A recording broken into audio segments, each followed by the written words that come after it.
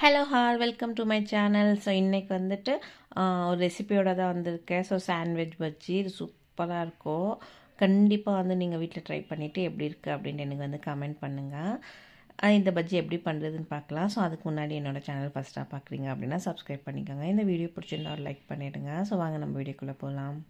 So பேடிகை மென்ஷன்காயின்னு வரும் இல்லையா, அது வந்துட்டு ஒரு 10 நிமிஷம் வந்து சுடுதண்ணியில் போட்டு வச்சுருந்தேன்.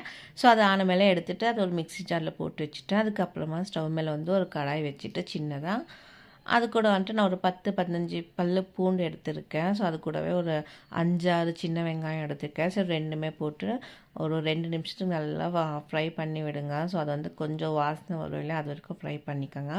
ஸோ அதுக்கப்புறமா கொத்தமல்லி விதை, அதுக்கு சீரகம், ஸோ ரெண்டுமே போட்டுட்டு அதுவுமே ஒரு நிமிஷம் போல் நல்லா வதக்குங்க, பச்சை ஸ்மெல் போகிற வரைக்கும்.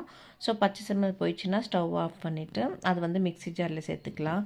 பேடிகை மென்ஷன்காய் போட்டிருக்கோம் இல்லையா, அந்த மிக்ஸிலே போட்டுட்டு கொஞ்சமாக வந்து நான் புளி ஊற வச்சுருக்கேன்.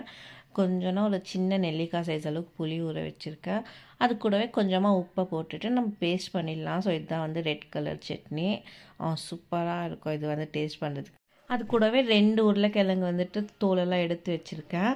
அதில் வந்து சின்ன சின்னதாக வந்துட்டு ஸ்லைஸ் பண்ணிக்கோங்க. அது ரொம்ப திக்காகவும் இல்லாமல் ரொம்ப வந்து தின்னாக இல்லாமல் கொஞ்சம் மீடியமாக இருக்கிற மாதிரி வந்து நம்ம கட் பண்ணி வச்சுக்கலாம். ஸோ 2 பொட்டேட்டோவுமே அந்த மாதிரி வந்து கட் பண்ணிவிடுங்க. உங்களுக்கு பார்த்தாவே தெரியும் நான் எந்த அளவுக்கு வந்து கட் பண்ணுறேன் அப்படின்ட்டு. ஸோ இந்த அளவுக்கு கட் பண்ணால் தான் அந்த சாண்ட்விச் பஜ்ஜிக்கு வந்து சூப்பராக இருக்கும். நம்ம வந்து 2 வைக்கிறதுனால நம்ம வந்து ரொம்ப தின்னாக இல்லாமல் ரொம்ப திக்காக இல்லாமல் மீடியமில் வந்து நம்ம வச்சுக்கணும். ஸோ பாருங்கள் நான் எப்படி காட்டுறேன் அப்படின்ட்டு. இந்த அளவுக்கு இருந்தால் சூப்பராக இருக்கும். ஸோ அதுக்கப்புறமா ஒரு பவுல் எடுத்துகிட்டு கடலை மாவு வந்து போட்டுக்கிறேன் நான். ஸோ கடலை மாவு 1.5 கப் அளவுக்கு நான் எடுத்துருக்கேன். அதுக்கப்புறமா ஓமம் போட்டுக்கோங்க. இது வந்து கொஞ்சம் ஜீரணம் ஆகிறதுக்கு தான். ஸோ உங்களுக்கு விருப்பம் இருந்தால் போட்டுக்கோங்க, இல்லை வேண்டாம் அப்படின்னா அதை வந்து எடுத்துடுங்க. அது ஆப்ஷனல் தான், வேணும்னா போட்டுக்கோங்க, இல்லைனா வேண்டாம். அதுக்கப்புறமா கொஞ்சமாக பெருங்காயத்தூள், ஒரு 1/4 ஸ்பூன் அளவுக்கு பெருங்காயத்தூள் போட்டுக்கோங்க. கொஞ்சமாக மஞ்சத்தூள் போட்டுக்கோங்க.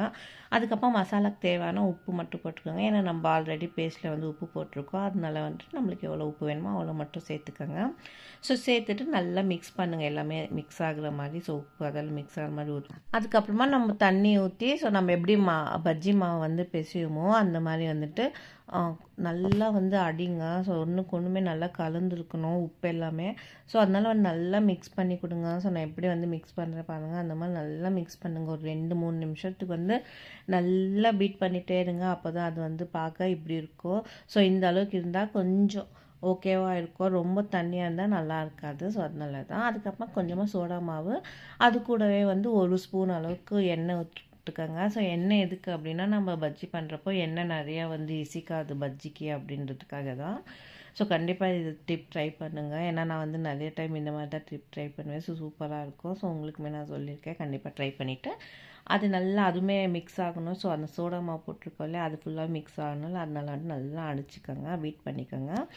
ஸோ அதுக்கப்புறமா வந்துட்டு உருளைக்கிழங்கு எடுத்துகிட்டு நம்ம ரெட் சட்னி போட்டுட்டு அதுக்கு மேலே இன்னொரு உருளைக்கிழங்கு வச்சுருங்க. ஸோ இதுதான் வந்து சாண்ட்விச் பஜ்ஜி அப்படின்னு சொன்னேன்.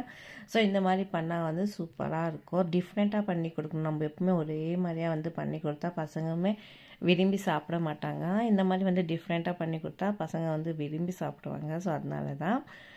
அதுக்கப்புறமா இந்த பஜ்ஜியில் மாவு கலந்து வச்சுருக்கோம் இல்லையா, ஸோ அதில் வந்துட்டு நல்லா கோட் பண்ணிவிட்டு எண்ணெயில் விட்டுடலாம். சூப்பராக இருக்கும். எனக்கே தெரியல, நான் வந்து ஃபஸ்ட் டைம் சும்மா ட்ரை பண்ணேன், நல்லா இருந்துச்சு. ஸோ அதனால தான் 2ஆவது டைம் வந்து உங்களுக்காக வந்துட்டு நான் ட்ரை பண்ணிவிட்டு வீடியோ வந்து போட்டுட்ருக்கேன். ரொம்ப சூப்பராக இருக்கும். நான் வந்து எதிர்பார்க்கவே இல்லை இவ்வளோ சூப்பராக வரும் அப்படின்ட்டு. ஃபஸ்ட் டைம் பண்ணுறப்போ எங்கள் வீட்லேயும் எல்லாருக்குமே ரொம்ப பிடிச்சிருந்துச்சி. ஸோ அதனால வந்துட்டு உங்களுக்குமே சொல்லித்தரலாம் அப்படின்றதுக்காக வந்து ப்ரௌன் கலர், லைட்டாக ப்ரௌன் கலர் வந்தோடனே நம்ம எடுத்துடலாம். ரொம்ப வந்துட்டு மீடியம் ஃப்ளேமில் வச்சு தான் நம்ம ஃப்ரை பண்ணணும். ரொம்ப ஜாஸ்தி வச்சுட்டோன்னா வெளியெல்லாம் கலர் வரும், பட் ஆனால் உள்ளே வந்து வெந்திருக்காது. அதனால வந்துட்டு நம்ம ஸ்லோவில் வச்சுட்டு மீடியமில் வச்சுட்டு ஃப்ரை பண்ணி எடுங்க, சூப்பராக இருக்கும். இது கூடவே வந்துட்டு நம்ம ரெட் கலர் சட்னி பண்ணோம் இல்லையா, ஸோ பேஸ்ட் பண்ணோம் இல்லையா, அதுவுமே வச்சு சாப்பிடுங்க, சூப்பராக இருக்கும். அதுக்கப்புறமா க்ரீன் சட்னி பண்ணியிருக்கேன், கொத்தமல்லி புதினாலாம் போட்டு, இதுவுமே சூப்பர் டேஸ்ட்டாக இருக்கும். ஸோ கண்டிப்பாக நீங்களும் வீட்டில் பண்ணிவிட்டு எப்படி இருக்குது அப்படின்ட்டு எனக்கு வந்து கமெண்ட் பண்ணுங்கள். ஸோ நெக்ஸ்ட் உங்களுக்கு என்ன ரெசிபி வேணும் அப்படின்னு நீங்கள் கமெண்ட் பண்ணுங்கள். நெக்ஸ்ட் நான் வந்துட்டு ட்ரை பண்ணி உங்களுக்காக வீடியோ போடுறேன். ஸோ இது மாதிரி நிறைய ரெசிபி பார்க்கணும் அப்படின்னா நம்ம சேனலில் வந்து சப்ஸ்கிரைப் பண்ணி வச்சுக்கோங்க. சூப்பரான ரெசிபியெல்லாம் கண்டிப்பாக நெக்ஸ்ட் நான் அப்லோட் பண்ணுறேன். தேங்க்யூ, பாய்.